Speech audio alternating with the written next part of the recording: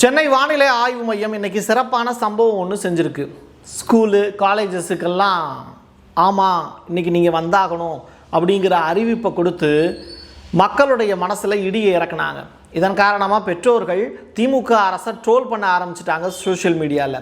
அப்படி என்ன நடந்தது? திமுக அரசையே காலி பண்ணக்கூடிய அளவிற்கு சென்னை மக்கள் விட்ட சாபம் என்ன அப்படிங்கிறது தான் இந்த வீடியோவில் நம்ம பார்க்க போகிறோம். சென்னையில் ஒரு 7 மணி நேரமாக தொடர்ச்சியாக மழை பெஞ்சுது. அதுதான் பெரிய பிரச்சனை. இது காலையிலேருந்து சாயந்தரம் வரைக்கும் மட்டுமே நான் சொல்லக்கூடிய நிலை. திங்கட்கிழமை ஸ்கூல் இருக்கா இல்லையா அப்படிங்கிற பெரும் தேடல் குழந்தைகளுக்கு இருக்கும், அவங்கள கூட்டு போகக்கூடிய பெற்றோருக்கு இருக்கும்.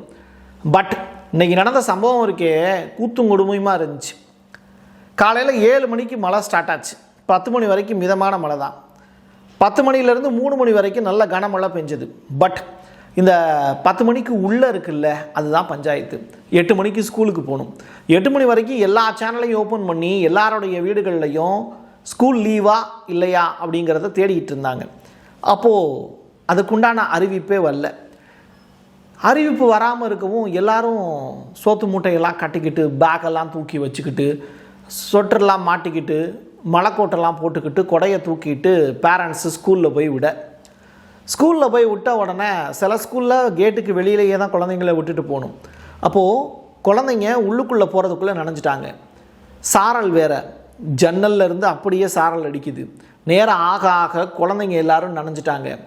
அவங்களுடைய நிலையை பார்க்கும்போது ரொம்ப மோசமாக இருந்தது. எல்லா ஸ்கூல்லையும் இருக்கக்கூடிய குழந்தைங்களுக்கு ட்ரெஸ் சேஞ்ச் பண்ணுறதுக்கான வாய்ப்பு கூட இல்லை. தொப்புன்னு நனைஞ்சிட்டாங்க. இதை பார்த்துக்கிட்டு இருக்கக்கூடிய பள்ளி நிர்வாகத்துக்கும் ஷாக்கு. என்ன பண்ணுறதுன்னு தெரியல. ஸ்கூலுக்கும் லீவ் விட முடியல. கவர்மெண்ட்டும் எதுவும் அனௌன்ஸ்மெண்ட்டு கொடுக்கல. பள்ளி செல்லக்கூடிய குழந்தைகளுக்கு என்ன பிரச்சனை அப்படின்னா, பேரண்ட்ஸ் இந்த இடத்துல முடிவெடுக்க முடியாமல் திணறி அவங்கள விட்டுட்டு வேலைக்கு போயிட்டாங்க. ஒருத்தன் வேலைக்கு போய் சம்பாதிக்கிறது எவ்வளவு கஷ்டம்னு உங்களுக்கே தெரியும். பள்ளி நிர்வாகம் அந்த ஸ்கூலை இவ்வளவு பெரிய ஸ்கூலை நடத்துறது எவ்வளோ பெரிய டஃப்னு உங்களுக்கு தெரியும். மழை நேரத்தில் இதெல்லாம் கடந்து ஆஃப் டே போயிட்டு இருக்கும்போது மதியம் 1 மணிக்கு பேரண்ட்டுக்கு ஃபோன் வருது. ஸ்கூலில் இருந்து குழந்தைங்கள கூப்பிட்டு போங்க, லீவு ஆஃப் டே அப்படிங்கிறாங்க. ஃபோனில் கெட்ட வார்த்தையில் திட்டாத குறை தான் பேரண்ட்ஸு. காரணம் என்னென்னா, காலையில் 9 மணிக்கு தான் பிள்ளைய விட்டுட்டு போயிருக்கேன், மழை பெய்யுதுன்னு தெரியும், அப்போவே நீ லீவ் விட வேண்டியதானே, இப்போ எதுக்கு என்னைய கூப்பிடுற அப்படின்னு ஆஃபீஸில் பெர்மிஷன் போட்டு ஓடியாரணும். ஆஃபீஸில் பெர்மிஷன் கொடுப்பாங்களா? எல்லா நேரமும் கிடைக்காது. இந்த மாதிரி தர்ம சங்கடமான ஒரு நிலைக்கு பேரண்ட்ஸ் இன்றைக்கி தள்ளப்பட்டாங்க. அது மட்டும் இல்லை, சென்னை மற்றும் புறநகருக்கு வேலைக்கு போகக்கூடிய எல்லாருக்குமே இருக்கக்கூடிய சிக்கல்கள் என்னென்னு தெரியும். ஒரு இடத்துலேருந்து இன்னொரு இடத்துக்கு அக்சஸ் பண்ணுறதுங்கிறது ரொம்ப டஃப்பு. ஸோ இவ்வளவு ப்ராப்ளத்தையும் கடந்து ஸ்கூலுக்கு பார்க்கும்போது குழந்தைங்க எல்லாமே மழையில் நனைஞ்சிக்கிட்டு இருக்கு. இதை பார்த்தோன்னே பேரண்ட்ஸுக்கு பயங்கர கோபம். இதன் காரணமாக தான் இன்றைக்கி திமுக அரசை பேரண்ட்ஸு ட்விட்டர், ஃபேஸ்புக்கு, இன்ஸ்டா உள்ளிட்ட எல்லா வலைத்தளங்கள்லையும் போட்டு கண்டமேனிக்கு கேள்வி கேட்க ஆரம்பிச்சிட்டாங்க. அந்த கேள்விகளில் முக்கியமான விஷயங்களை மட்டும் நான் உங்களுக்கு காமிக்கிறேன். முடிவு யார் கையில் இருக்கணும்? மாவட்ட ஆட்சியர் தான் முடிவு எடுக்கணும் அப்படிங்கிற ஒரு ரூல்ஸை நீங்கள் தான் கொண்டு வந்தீங்க, டிஎம்கே கவர்மெண்ட்டு. அப்போ மாவட்ட ஆட்சியர் வானிலை ஆய்வு மையத்தோட டையப்லேயே கிடையாதா? வானிலை ஆய்வு மையமும் சரியாக செயல்படலையா? இன்றைக்கி மழை பெய்யணும் உங்களுக்கு தெரியுமா தெரியாதா? மழை பெஞ்சுக்கிட்டு இருக்கிறத பார்த்ததுக்கப்புறமும் மாவட்ட ஆட்சியர் ஏன் அனௌன்ஸ்மெண்ட்டு கொடுக்கல? பள்ளிக்கல்வித்துறை இதில் முடிவெடுக்காமல் தவிக்கிறது ஏன்? பள்ளிக்கல்வித்துறைக்கு ஏன் அதிகாரத்தை கொடுக்க மாட்டீங்க? அவங்கள்ட்ட கீழே தானே இயக்குநர்கள் இருக்காங்க, அவங்களுக்கு கீழே தான் ஏஇஓ, டிஇஓ இருக்காங்க, ஆசிரியர்கள் இருக்காங்க. பள்ளி நிர்வாகமே இந்த முடிவுகளை எடுக்கலாமே. பட் இதெல்லாம் ஏன் இதனை செய்யாமல் இருக்கீங்கன்னு டிஎம்கே கவர்மெண்ட்டை போட்டு வாட்டி வதச்சிட்டாங்க. இதுதான் சாக்குன்னு சொல்லிட்டு அன்புமணி அப்படிங்கிற நபர் பாமகவினுடைய உண்மையான தொண்டர். அப்படிப்பட்டவர் முடிவெடுக்கக்கூடிய அதிகாரத்தை பள்ளிக்கல்வித்துறையிட்ட இருந்து பறித்து மாவட்ட ஆட்சியருக்கு கொடுத்ததே திமுக அரசு தான். பாமகவினுடைய தொண்டனாக நான் கேட்கக்கூடிய கேள்விகளுக்கு பதில் சொல்ல திராணியற்றவர்களாக திமுக இருக்கிறார்கள்னு இந்த சந்தர்ப்பத்தை தனதாக்கினார் அன்புமணி. இன்னொரு புறம் இந்த நபரை நீங்கள் பார்த்துருப்பீங்க. இவர் பேர் ரமணன் அப்படின்னு சொல்லுவாங்க. ரமணன் அங்கிள் நீங்கள் இருந்தீங்கன்னா லீவ் விட்டுருப்பீங்க அப்படின்னு இன்றைக்கி வாட்ஸ்அப் உள்ளிட்ட இடங்களில் அதிகமான அளவில் பதிவுகள் மாணவர்கள் போட்டுக்கிட்டு இருக்காங்க. பேரண்ட்ஸும் இதே தான் சொல்கிறாங்க. வானிலை ஆய்வு மையத்தில் இப்போ இயக்குனராக யார் தாங்க இருக்கீங்க? உங்களுக்கு சரியாக கணிக்க தெரியுதா இல்லையா? சில ப்ரைவேட்டாக சில வெதர்மேன்கள் இப்போ உருவாகியிருக்காங்க. சேட்டலைட் சேனல்கள் அவங்கள தான் ஹீஸ் அ வெதர்மேன் இன்ட்ரடியூஸ் பண்ணுறாங்க. அவங்களும் பார்த்தீங்கன்னா இன்றைக்கி மழை பெய்யாதுங்கிறத அனௌன்ஸ்மெண்ட்டை கொடுத்துட்டாங்க. இதன் காரணமாக எந்த ஸ்கூலும் லீவே இல்லை. ஆஃப் டேயில் பிள்ளைய கூப்பிட்டு போகணுன்னு சொன்னோன்னா 50 பேர் டிஎம்கே கவர்மெண்ட் மேலே பாய ஆரம்பிச்சிட்டாங்க. வீணாய் போன வெதர்மேன்கள் அப்படின்னு தான் தலைப்பு வைக்கணும். எங்கே ரமணன் அப்படின்னு கேட்டு மாணவர்கள் குதூகலமாக பதிவுகள் போடக்கூடிய காட்சிகளை பார்த்து நிச்சயமாக ரமணன் சார் சந்தோஷப்பட்டிருப்பார்.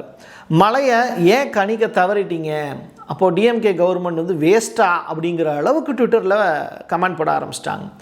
சென்னைக்கு 70 கிலோமீட்டர் தொலைவில் இருந்த புயலால் மழை இல்லை அப்படிங்கிறது தான் ஒரு புருடா விட்டாங்க வானிலை ஆய்வு மையம் இயக்குநர்கள்லாம்.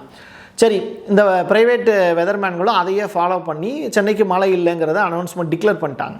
திடுதுப்புன்னு என்னாச்சு, ஈரப்பதமான மேகங்கள் திடீர்னு ஒன்று கூட ஆரம்பிச்சதான், அதுதான் பெரிய பிரச்சனை அப்படிங்கிறாங்க. ஸோ திடீர்னு ஒன்று கூடிய இந்த ஈரப்பதமான மேகங்கள்னால தான் சென்னையில் மழை கொட்டுன்னு கொட்டிடுச்சு, இதுக்கு நாங்கள் பொறுப்பில்லை அப்படின்னு வானிலை ஆய்வு மைய அந்த வெதர்மேன்கள் சொல்கிறாங்க. சென்னைக்கு தென்கிழக்கே 40 கிலோமீட்டரில் இப்போது நிலை கொண்டு இருக்குது. சென்னை, திருவள்ளூர், பாண்டிச்சேரியில் தொடர் கனமழை இருக்குது அப்படின்னு இப்போ அனௌன்ஸ்மெண்ட் பண்ணுறாங்க. சாயந்தரத்துக்கு அப்புறம் ஓரமாக போய் உக்காருங்கய்யா வானிலை ஆய்வாளர்களே, நீங்கள் போய் வடை சுடுறதுக்கு மட்டும்தான் லாய்க்கு, ஒழுங்காக போய் படிச்சுட்டு வாங்கன்னு மக்கள் வந்து பொட்டதையிலேயே தட்டி போய் உட்கார சொல்லிட்டாங்க.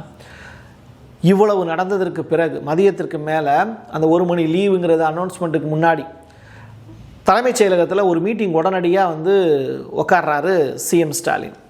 உட்கார்ந்ததுக்கப்புறம் தலைநகரத்தையே இப்படி காவு கொடுத்துட்டீங்களே, மழை இப்படி பெய்யுது, வானிலை ஆய்வு மையம் என்னையா பண்ணுறீங்க, ஸ்கூல் சைட்லேருந்து இவ்வளோ நெகட்டிவ் கமெண்ட்ஸ் வருதுன்னு சொல்லிட்டு அந்த மீட்டிங்லேயும் பேசியிருக்காங்க. ஒரு இன்ச்சு கூட நகரலை எது இந்த டிட்வா அப்படிங்கிற புயல் அப்படின்னு வானிலை ஆய்வு மையத்தினுடைய ரிப்போர்ட் வந்து ஃபைல் பண்ணுறாங்க தலைமைச் செயலகத்திலேயே. அது அதே இடத்துல நின்றதுக்கு நாங்கள் எப்படி சார் பொறுப்பாக முடியும், அதை ஒரே இடத்துல நின்றுச்சு, ஈரப்பதமான காற்றும் சேர்ந்துக்கிருச்சு, இப்படி நடக்கும்னு யாருமே எதிர்பார்க்கல அப்படின்னு ஒரு ஸ்டேட்மெண்ட் சொல்கிறாங்க. அப்போ முன்னக்கூட்டியே ஒரு விஷயத்தை கணிக்க தவறிட்டீங்களா அப்படிங்கிற கொஸ்டின் அந்த இடத்துல ரைஸ் ஆச்சு. இப்போ யாருக்கு அசிங்கமாச்சு, கவர்மெண்ட்டுக்கு தான் அசிங்கமாச்சு. அப்போது டிட்வா புயல் வந்து தமிழ்நாட்டில் ஒரு சிறப்பான சம்பவம் நடந்திருக்கு, செஞ்சு விட்டுருக்கு, ஆட்சி மாற்றத்துக்கு கூட அது காரணமாக இருக்கலாம் அப்படிங்கிற மாதிரி பேசு பொருளாக இருக்குது. இது எல்லாமே ட்விட்டரில் பார்க்கக்கூடிய காட்சிகளை தான் நான் பதிவு செய்கிறேன். என்டிஆர்எஃப் மழை பெய்யாது அப்படின்னு நினச்சி இந்த தேசிய பேரிடர் மீட்பு படையை அப்படியே அனுப்பிச்சி வச்சுட்டாங்க. விழுப்புரத்தில் இருந்து மறுபடியும் 5 குழுக்களை 1 மணிக்கு அப்புறம் மறுபடியும் வர சொல்லிட்டாங்க. ஏன்னா மழை அதிகமாக பெய்து வந்துருங்க அப்படின்னு. ஏன் இப்போ தானே வந்தோம், மறுபடியும் ஏன் வர சொல்கிறீங்க அப்படின்ட்டு வேறு எதுவுமே சொல்ல முடியாது, அவங்களும் வந்து சேர்றாங்க. 11 குழுக்கள் இப்போ சென்னையில் தயார் நிலையில் இருக்குது. மழை பெய்தா வெளியில் போய் எட்டி பார்த்துக்கோங்க, மழை பெஞ்சால் சந்தோஷம், இவங்களுக்கு வேலை இருக்குது, இல்லை அப்படின்னா போட்டை கட்டிக்கிட்டு மறுபடியும் விழுப்புரத்துக்கே பாவம் இவங்க போயிடுவாங்க. எது எப்படியோ நாளை மழை வருமா அப்படிங்கிற கேள்வி இன்றைக்கி இருக்கக்கூடிய பள்ளி மற்றும் கல்லூரி மாணவர்களுக்கு இருக்கும். டிட்வா அப்படிங்கிற புயல் கனமழை முன்னெச்சரிக்கை காரணமாக சென்னை மாவட்டத்தில் மட்டும் ஸ்கூல்ஸ் அண்ட் காலேஜஸ்க்கு லீவ் விட்டுருக்காங்க. செவ்வாய்க்கிழமை, அதாவது 2/12/2025 ஒரு நாள். எப்போ வருது, இன்றைக்கி சாயங்காலமே வந்துடுச்சு. இதை நேற்றே செஞ்சுருக்கலாமே, சண்டே ஈவினிங்கே செஞ்சுருக்கலாமே. அப்போ பெரும்பான்மையான மாவட்ட ஆட்சியர்கள் நேற்றைய தினம் ஈவினிங் வந்து ரெஸ்ட்டில் இருந்திருக்கீங்களா அப்படிங்கிறதையும் கொஸ்டின் மார்க்காக எழுப்புறாங்க. இதெல்லாம் நம்ம கேட்டோம் அப்படின்னா வந்து நீ இந்திய நாட்டின் குடிமகனான்னு கூட கேட்பாங்க. பட் நாங்களும் சென்னையில் தான் இருக்கோம், நாங்களும் பேரண்ட்டாக தான் இருக்கோம். ஒவ்வொரு பேரண்ட்டுமே இந்த மாதிரியான ஸ்ட்ரகிளை இன்றைக்கி அனுபவித்தாங்க. வேலைக்கு போயிட்டு அந்த பேரண்ட் அனுபவித்த துயரங்கள், அந்த ட்ரெஸ்ஸை மாற்ற முடியாமல் குழந்தைகள் தவித்த தவிப்பு, இவ்வளவு குழந்தைகளை பார்த்துக்கணுமே, மழை நேரத்தில் இவ்வளவு குழந்தைங்களை ஒரே இடத்துல உட்கார வச்சு பார்க்குறது டீச்சர்ஸுக்கும் சிரமம், அந்த ஸ்கூலுடைய நிர்வாகத்துக்கும் சிரமம். இவ்வளவு ப்ராப்ளம் இருக்கிறத ஒரே ஒரு அறிவிப்பில் நீங்கள் எவ்வளோ எளிமையாக கையாளலாம், அதை செய்கிறதுக்கு உங்களுக்கு திராணியற்ற நபர்களாக இருக்கிறீர்களே அப்படின்னு மாவட்ட ஆட்சியர்களை தொடர்ச்சியாக மக்கள் திட்டிக்கிட்டு தான் இருக்காங்க. எனிவே நடந்தவையாக இருக்கட்டும், இனி நடப்பவை நல்லவையாக இருக்கட்டும். ரஷ்மி சித்தார்த் அவர்கள் சென்னை மாவட்ட மக்களுக்கு ஒரு நற்செய்தியை பரப்பியிருக்கிறார். பள்ளி மாணவர்களுக்கு விடுமுறை செவ்வாய்க்கிழமை அப்படின்னு. வாழ்த்துக்கள். என் கையெழுத்து என் மக்களுக்கான உறவுகளே. மீண்டும் ஒரு பதிவில் சந்திக்கலாம். நன்றி, வணக்கம். Prasad signature media broadcasting private limited. நீங்க நியூஸ் ரீடரா மாறணுமா, கண்டென்ட் கிரியேட்டரா உருவாகணுமா, சேட்டலைட் சேனல்ல ரிப்போர்ட்டரா வேலை பார்க்கணுமா, டாக்குமெண்ட்ரி மேக்கிங்ல இருந்து ஜேர்னலிசம் பற்றிய முழுமையான பயிற்சி பெற உங்களுக்கான அருமையான வாய்ப்பு. எங்களை தேடி வாங்க. ஆன்லைன் மற்றும் நேரடி பயிற்சி வகுப்புகளும் சர்டிபிகேட் கோர்ஸாவே கத்துத்தரும். மீடியா துறையில் 10 ஆண்டுகளுக்கு மேல அனுபவம் உள்ளவர்கள் பயிற்சி கொடுப்பார்கள். வாய்ஸ் ஓவர் தொடங்கி வாய்ஸ்லெஸ் பீப்புளுக்காக உங்களை சிறந்த ஜேர்னலிஸ்டா உருவாக்க வேண்டியது எங்களோட பொறுப்பு. ஸ்கூல்ஸ் அண்ட் காலேஜஸ்ல ஜூனியர் ஜேர்னலிஸ்ட்ங்கிற பேர்ல ஒர்க் ஷாப்பும் கண்டக்ட் பண்ணி கொடுக்கிறோம். மோட்டிவேஷனல் ஸ்பீக்கரா கடந்த 15 ஆண்டுகளா கல்வி நிறுவனங்களுக்கு நிகழ்ச்சிகளும் நடத்தி தரோம். தொடர்புக்கு 9944790333 94493592 prasadsignature@gmail.com. உங்களுடைய தொழில் சம்பந்தமான விளம்பரங்களை நமது சேனலில் ஒளிபரப்ப உங்களுக்கான அருமையான வாய்ப்பு.